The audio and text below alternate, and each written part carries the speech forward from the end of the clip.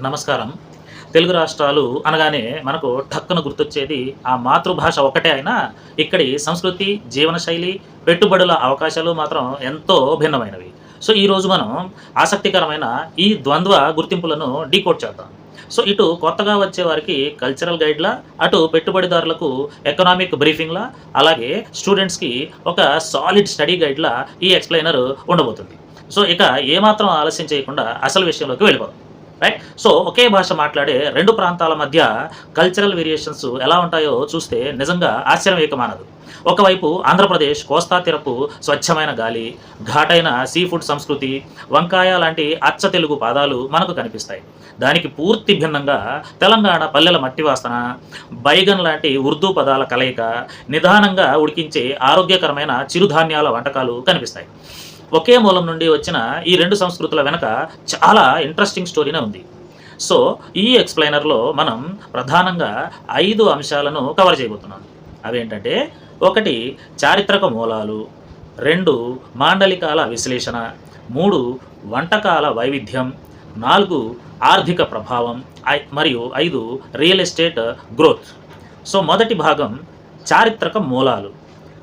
అసలు భౌగోళిక పరిస్థితులు ఈ 2 విభిన్న కల్చర్లు ఏర్పడడానికి ఎలా కారణమయ్యాయో చూద్దాం. భౌగోళికంగా చూస్తే ఒక ఇంట్రెస్టింగ్ పాయింట్ ఇక్కడ మనకి అర్థమవుతుంది. సువిశాలమైన సముద్ర తీరంతో పాటు ఉన్న కోస్తా, రాయలసీమ ప్రాంతాలు ఆంధ్రప్రదేశ్‌గా ఉంటే, దానికి కొంచెం దూరంగా ఐసోలేటెడ్‌గా ఉన్న డక్కన్ పీఠభూమి ప్రాంతం తెలంగాణగా రూపుదిద్దుకుంది. ఈ జాగ్రఫికల్ డిస్టెన్స్ వల్లే వారి జీవనశైలి 2 వేర్వేరు దారుల్లో ప్రయాణించడం జరిగింది. దీనికి తోడు మనకి హిస్టరీ కూడా ఓ బలమైన కారణమే. దక్కన్ ప్రాంతం ఏళ్ల తరబడి నిజాం నవాబుల పాలనలో ఉండటం వల్ల పర్షియన్, ఉర్దూ, మరాఠీ భాషల ప్రభావం తెలంగాణ సంస్కృతిలో బాగా కలిసిపోయి అది ఒక ప్రత్యేకమైన గుర్తింపుని తెచ్చుకుంది. కానీ దానికి పూర్తిగా విరుద్ధంగా ఆంధ్ర ప్రాంతం బ్రిటిష్ వారి మద్రాస్ ప్రెసిడెన్సీ కింద ఉండడం వల్ల ఉర్దూ ప్రభావం వాళ్ళ మీద పెద్దగా పడలేదు. పైగా తమ ప్రాచీన శాస్త్రీయ తెలుగు పదజాలాన్ని వాళ్ళు చాలా జాగ్రత్తగా కాపాడుకోగలిగారు. రెండవ భాగం తెలుగు మాండలికాల విశ్లేషణ. హిస్టరీ పక్కన పెడితే రోజువారీ జీవితంలో వీళ్ళు మాట్లాడే భాష ఎలా ఉంటుందో తెలుసుకోవడం ముఖ్యంగా కొత్తగా భాష నేర్చుకునే వాళ్ళకి చాలా అవసరం. ఇందాక మనం చెప్పుకున్నట్టుగా నార్త్ ఇండియాకి దగ్గరగా ఉండటం, అలాగే నిజాం పాలన వల్ల తెలంగాణ వొకాబులరీలో ఉర్దూ, హిందూ పదాలు భలేగా మిక్స్ అయ్యాయి. ఫర్ ఎగ్జాంపుల్, వంకాయను ఉర్దూ ప్రభావంతో బైగన్ అని పిలుస్తారు. అలాగే పని లేదా నీరు అనే అర్థంలో పానీ అనే పదం కూడా హిందీ, ఉర్దూ మూలాల నుంచి వచ్చింది. సో, కానీ ఆంధ్ర ప్రాంతంలో చూస్తే వంకాయ లాంటి స్వచ్ఛమైన సాంప్రదాయ తెలుగు పదాలే ఇప్పటికీ వాడుకలో ఉన్నాయి. ఈ 2 యాసలను వింటుంటే ఆ ఫీలే వేరుగా ఉంటుంది కదా. సో, తెలంగాణ యాసలో మాసలు చాలా క్యాజువల్‌గా, రిలాక్స్డ్‌గా ఉంటాయి. అచ్చులను కొంచెం సాగదీస్తూ ఒక రకమైన అద్భుతమైన లయతో, ఒక రిథమ్‌తో మాట్లాడతారు. దానికి పూర్తి ఆపోజిట్‌గా ఆంధ్ర యాసలో ఉచ్చారణ చాలా షార్ప్‌గా, క్రిస్ప్‌గా ఉంటుంది. వాళ్ళు ప్రతి అక్షరాన్ని చాలా స్పష్టంగా, పదునైన హల్లులతో పలుకుతారు. అదే వాళ్ళ స్పెషాలిటీ. రోజువారీ సంభాషణల్లోని స్లాంగ్ గమనిస్తే ఇంకా భలే ఉంటుంది. కమ్యూనికేట్ చేయడానికి కొత్త వాళ్ళకి ఇది బాగా ఉపయోగపడే అంశం.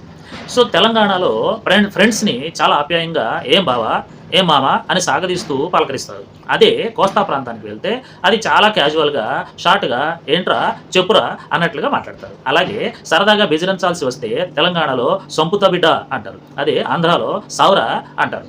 ఈ చిన్న చిన్న తేడాలే ఈ 2 ప్రాంతాల ఆత్మీయతను భలే ఎక్స్‌ప్రెస్ చేస్తాయి కదా.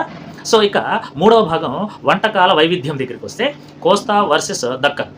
సో, ఈ 2 ప్రాంతాల కల్చరల్ డైవర్సిటీ అత్యంత రుచికరంగా ఎక్కడైనా కనిపిస్తుంది అంటే అది ఖచ్చితంగా వాళ్ళ వంటగదుల్లోనే. ఆంధ్ర భోజనం అనగానే మనకు వెంటనే గుర్తొచ్చేది వేడి వేడి అన్నం, చింతపండు పులుసు, కారంగా ఉండే ఎర్ర మిరపకాయల ఘాటు, పైగా సముద్ర తీరం కాబట్టి నోరూరించే సీ ఫుడ్ వంటకాలు. అబ్బా! వింటుంటేనే నోరూరిపోతుంది కదూ. కానీ తెలంగాణ వంటకాల దగ్గరికి వస్తే ఈ స్టైలే వేరుగా ఉంటుంది. సో, ఇక్కడ పూర్తిగా పల్లెటూరి వాతావరణం అంటే రస్టిక్ సోల్‌గా మనకి కనిపిస్తుంది. జొన్నల లాంటి చిరుధాన్యాలు, ముదురు రంగు మసాలాలతో నిదానంగా ఉడికించిన నాన్ వెజ్ కూరలు ఒక రకమైన ఎర్తీ ఫ్లేవర్‌ని ఇస్తాయి. ఉదయం బ్రేక్‌ఫాస్ట్‌లో కూడా ఈ కల్చరల్ డిఫరెన్సెస్ స్పష్టంగా తెలుస్తుంది. ఆంధ్రాలో మనందరికీ తెలిసిన క్లాసిక్ ఇడ్లీ, దోస, పెసరట్టు లాంటివి ఎక్కువగా కనిపిస్తే, తెలంగాణలో మాత్రం సర్వపిండి, జొన్న రొట్టి ఇలాంటి చాలా హెల్తీ అండ్ స్ట్రాంగ్ పల్లెటూరి ఆహారం కనిపిస్తుంది. మన లైఫ్ స్టైల్ డిఫరెన్సెస్‌కి ఇది ఒక బెస్ట్ ఎగ్జాంపుల్. నాలుగవ భాగం ఆర్థిక ప్రభావం. సో, ఇప్పటి వరకు మనం కల్చర్ గురించి, భోజనాల గురించి చాలా ముచ్చట్లు చెప్పుకున్నాం. మరి ఇప్పుడు మనం కొంచెం ఎకనామిక్స్‌లోకి జంప్ చేద్దాం. సో, 2014 రాష్ట్ర విభజన తర్వాత అసలు ఎకనామిక్ ల్యాండ్‌స్కేప్ ఎలా మారిందో చూద్దాం. 2014 నాటి రికార్డ్స్ చూస్తే పరిస్థితి ఇలా ఉంది. ఉమ్మడి రాష్ట్రంలో ఉన్న జనాభాలో ఏకంగా 58% ఆంధ్రప్రదేశ్‌కు వస్తే, ఆదాయం మాత్రం కేవలం 46% మాత్రమే వచ్చింది. ఈ ఇంబ్యాలెన్స్ వల్ల 2 రాష్ట్రాల ఆర్థిక ప్రయాణాలు ఒకే పాయింట్ నుంచి కాకుండా ఎవరికి వాళ్ళు కొత్తగా మొదలుపెట్టాల్సిన పరిస్థితి ఏర్పడింది. సో, ఇక్కడ మనం మెయిన్‌గా అబ్జర్వ్ చేయాల్సింది పర్ క్యాపిటా ఇన్‌కమ్, అంటే తలసరి ఆదాయం. సో, ఐటీ రంగం, సర్వీస్ సెక్టార్స్, పెద్ద పెద్ద ఆస్తులన్నీ హైదరాబాద్ కేంద్రంగా ఉండిపోవడం వల్ల తెలంగాణ తలసరి ఆదాయం అనూహ్యంగా రూ. 3,00,000కు చేరుకుంది. అదే సమయంలో వ్యవసాయం మీద ఎక్కువగా ఆధారపడుతున్నటువంటి ఆంధ్రప్రదేశ్ తలసరి ఆదాయం సుమారు 2.2 లక్షల దగ్గర నిలిచిపోయింది.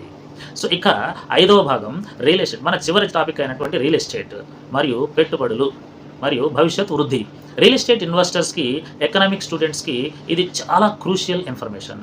సో, ఈ డిఫరెన్సెస్ వల్ల ఫ్యూచర్ అవకాశాలు ఎక్కడ, ఎలా ఉండబోతున్నాయో మనం చూద్దాం.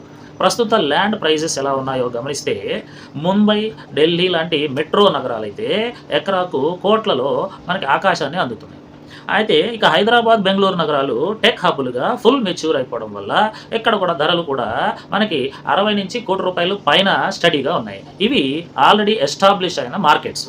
అయితే ఇన్వెస్టర్స్‌కి ఇప్పుడు అట్రాక్టివ్‌గా కనిపిస్తున్న మరో ప్రాంతం అమరావతి. ఎందుకంటే పెద్ద పెద్ద నగరాలతో పోలిస్తే ఇక్కడ పెట్టుబడి పెట్టడానికి ఎంట్రీ ప్రైస్ చాలా తక్కువ. సో, పైగా ప్రభుత్వ ఇన్‌ఫ్రాస్ట్రక్చర్ ప్రాజెక్టుల సపోర్టు ఇక్కడ చాలా బలంగా ఉంది.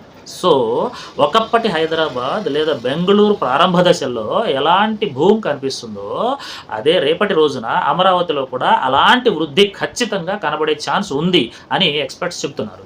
ఇక చివరిగా ఈ ఎక్స్‌ప్లెయినర్‌ని ఒక్క మాటలో కంక్లూడ్ చేయాలంటే, ఆహారం అనేది ఒక ఐడెంటిటీ. అది ఎప్పుడూ పోటీ కాదు. 2 రాష్ట్రాలు ఒకే మూలాలను పంచుకున్నాయి. కానీ ఆ రుచుల పరిణామమే వాటిని ఎంతో ప్రత్యేకంగా మార్చింది. చారిత్రక కారణాలు ఈ 2 ప్రాంతాలను వేరు ఆర్థిక, సాంస్కృతిక శక్తులుగా మార్చినప్పటికీ వాటి మూలాలు ఒక్కటే కావడం వల్ల ఈ తెలుగు కల్చర్ అనేది చాలా బ్యూటిఫుల్‌గా ఎప్పటికప్పుడు అప్డేట్ అవుతూనే ఉంటుంది. మరి ఇంతటి భిన్నమైన వాతావరణాలు ఉన్న ఈ 2 ప్రాంతాలు ఫ్యూచర్‌లో ఇండియన్ ఎకానమీని ఇంకెంత బలంగా డామినేట్ చేయబోతున్నాయో ఆలోచించండి.